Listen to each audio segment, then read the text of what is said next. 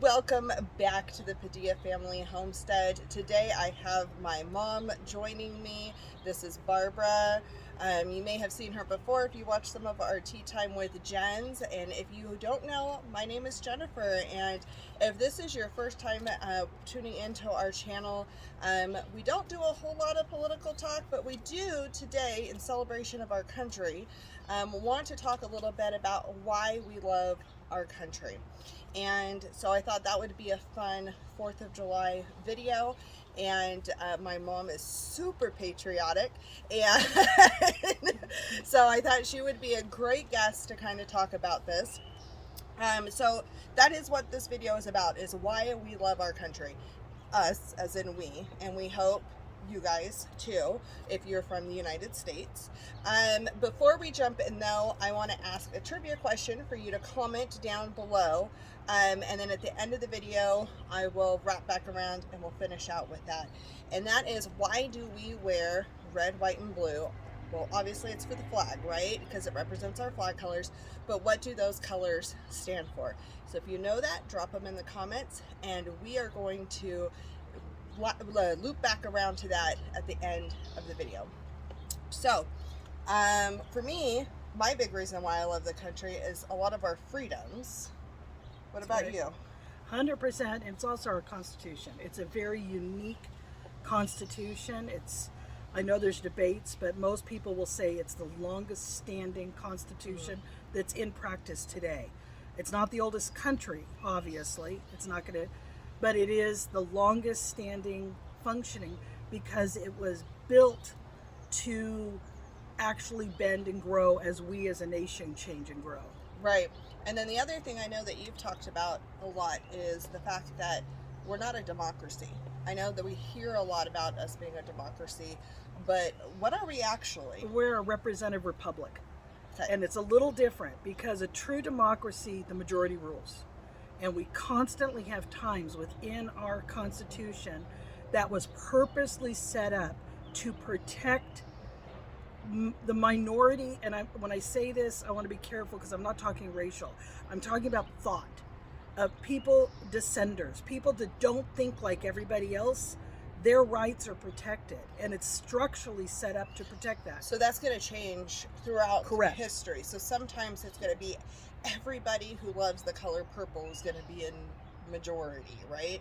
And there's going to be a minority who do not. Well, it protects their right to not have to wear purple or have anything to do with purple. That's just a generic statement, but it's any time throughout history. Again, like she said, it's not racial, it's not financial. No. It is all about what your thoughts and your belief standards are. Correct. And it actually, we had 3 of the people that were at the original, when they originally got together for to get the Constitution. Come on, constitutional. Anyway, but it is 3 of them wouldn't sign it because they didn't protect the individual rights enough, and that's the negotiation came that the Bill of Rights was added afterwards, because otherwise they weren't going to sign it, because the idea these people had been oppressed from all the way from the separatists coming and becoming pilgrims to things that were going on in the colonies at that time, and they're like, hey, we need to protect ourselves even against the government. We are literally, our Constitution is not to build the government and give the government power. It's actually mostly to restrict the government from taking and hurting the rights of its own people. And Right. That's why it starts with The Constitution. And that's when we talk about freedoms, when we talk about all the things that Yep. we generally just pop into freedom, it really comes down to the Constitution. And okay, so let's talk about what makes the Constitution so great.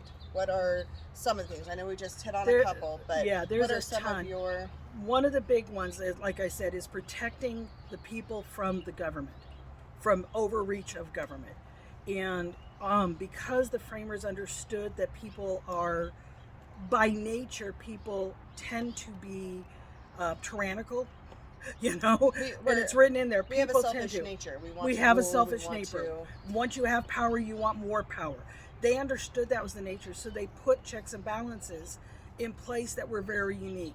One of the things that's hard for me currently is it seems like there are some people that don't understand the awesomeness of our structure and having the three separated components that you, like, for an example, we've had some rulings recently where people are all upset about the Supreme Court ruling.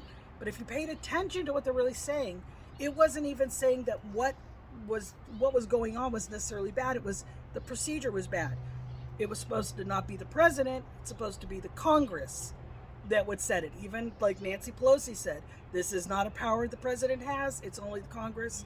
So then the judicial system says, yo, president, you overreached. Stop. That's what it's about. All three of them. And we don't want to have anyone get so powerful. Actually, to be honest, until recently, the weakest of them used to be the president. Right. Like, it literally, now they're trying to keep stepping up more and more. And when you have a single person with too much power, you run more risks.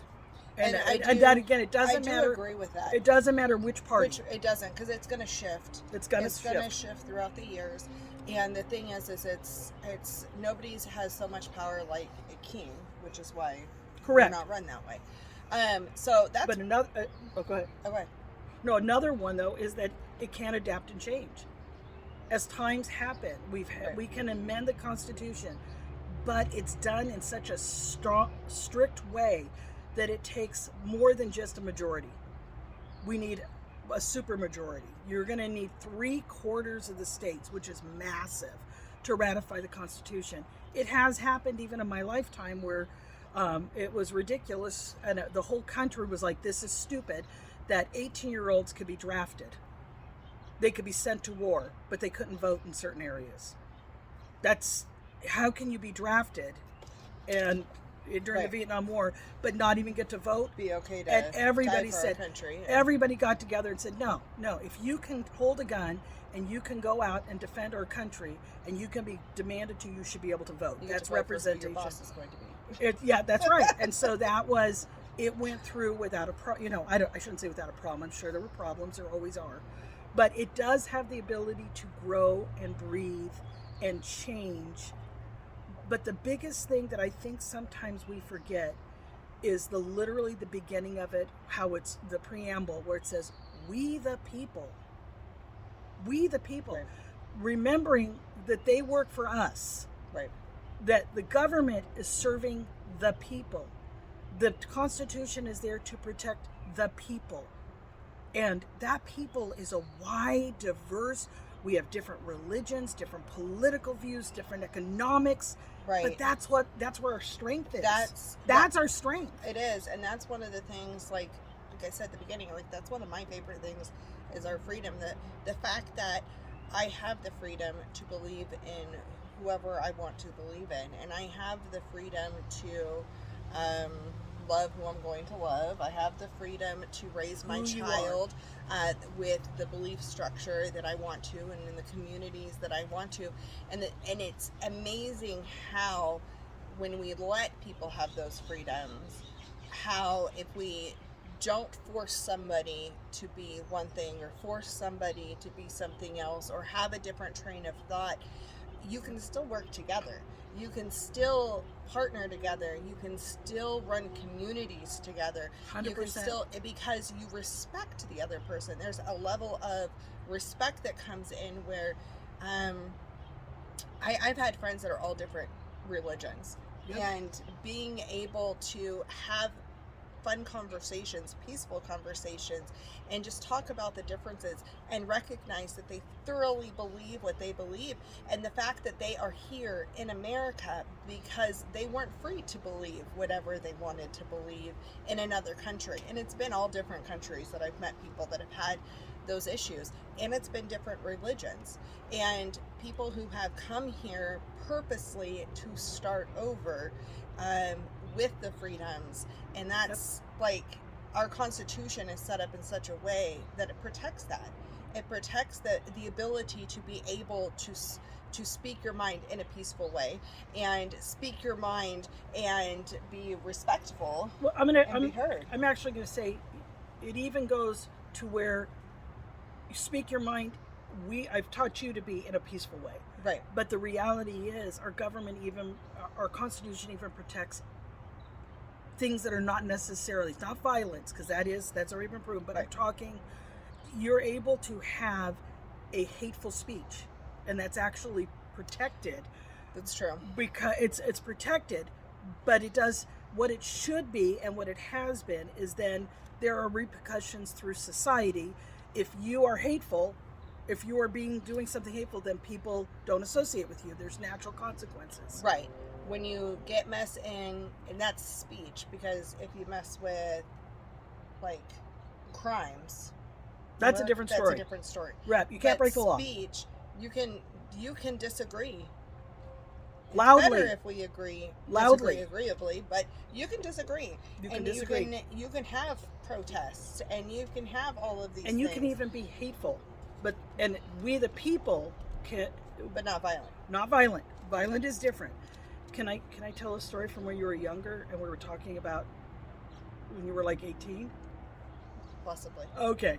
We were in the car driving, and there was a lot of things on the news that were going on at the time about skinheads and neo-Nazis and all white supremacists, and like really some negative stuff. And I turned to her and I asked her what would happen if a group of these disgusting folk decided, and I'm using my freedom of speech to say disgusting folk, decide to have a parade right down our main street. And, of course, people got up and had an uproar and screamed and yelled and said, no, you can't. And I said, and so they turn to you and they say, what should we do? What would you say? Her first response was, I don't know. And I said, well, now you look like an idiot, so you need to have an opinion.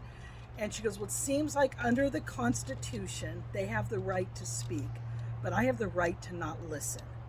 And then we talked about alternative ideas, like we could have an event someplace else that was celebrating diversity, or that was celebrating, our freedom, whatever. We could do something different.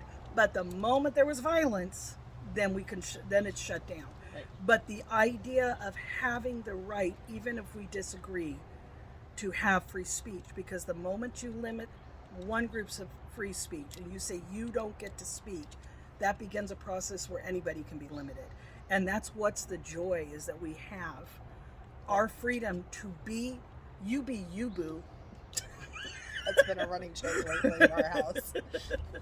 You get to be who you want, and you get to be and it's huge. That's a big thing. And I think being raised understanding that has given me a freedom to go, okay, so what is it that I really believe? What is it that I really